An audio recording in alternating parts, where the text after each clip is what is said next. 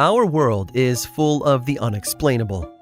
And if history is an open book, all of these amazing tales are right there on display, just waiting for us to explore. Welcome to the Cabinet of Curiosities.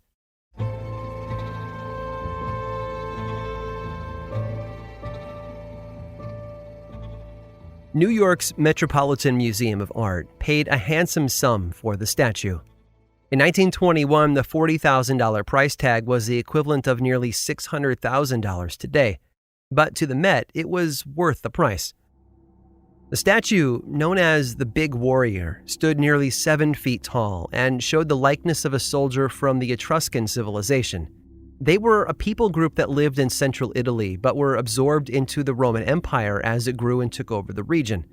It's an older and less known culture, and relics from that period are incredibly difficult to find. So yeah, the Met knew a good deal when it saw one. The statue was part of a collection that the Met purchased over the span of 6 years from a team of restoration experts in Italy. The Big Warrior had been pieced back together by this team, 2 brothers and their sons, all with the last name Riccardi, but other items were in a less complete state. One example was the 4-foot-tall sculpture of a warrior's head, the body lost to time.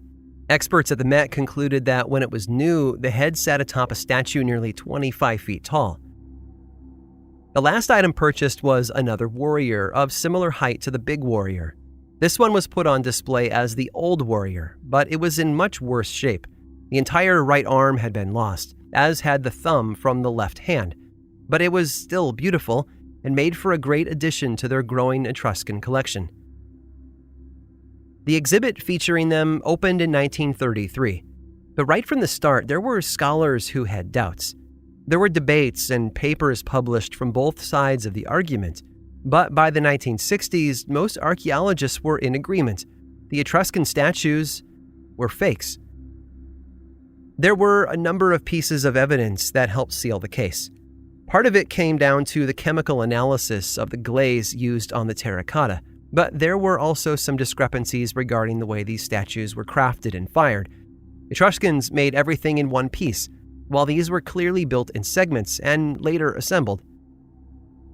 Finally, in 1961, an elderly man named Alfredo Fioravanti slowly walked into the American consul in Rome, where he sat down and wrote out a formal confession.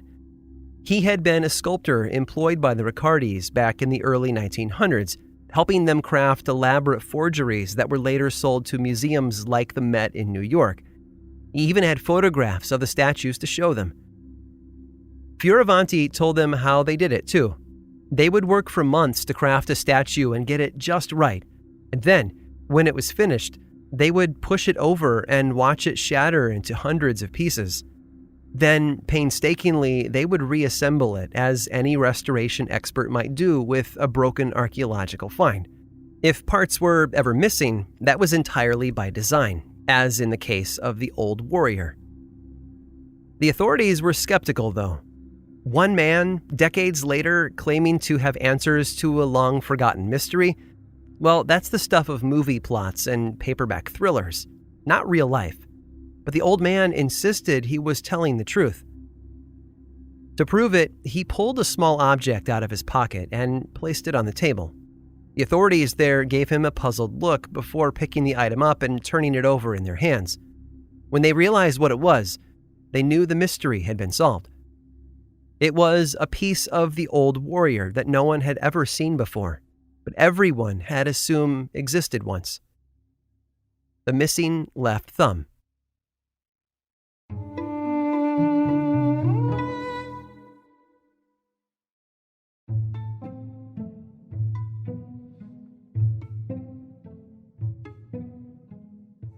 It's one of the many tales of the founding of America. Settlers from England were exploring more and more of the New World, and as they did, they set up new communities far from the comfort of home. We know these stories as well as the backs of our hands, if not in detail, then at least in theme. Most of the original states have a story that echoes these themes, but there's one tale in particular that I want to tell you.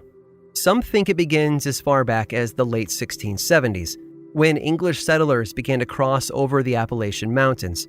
First, there were dozens, then hundreds, and then thousands. They made their homes in an area that was part of the far western edge of the colonies of North Carolina and Virginia, settling along the Watauga River Valley. They farmed and hunted for years, making a new life for themselves. But in 1763, England declared it to be illegal to cross the mountains into the west, so they had a choice: return to North Carolina's legal territory or become united and support themselves. They had fought to be there, after all, defending themselves against the Cherokee tribe of Native Americans. They didn't want to give up on all of that. In 1772, they drafted a document that foreshadowed the coming Declaration of Independence.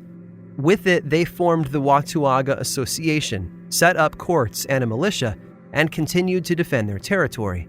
A few years later, the British sent troops over the mountains to attack them, but these frontiersmen were stronger than they seemed.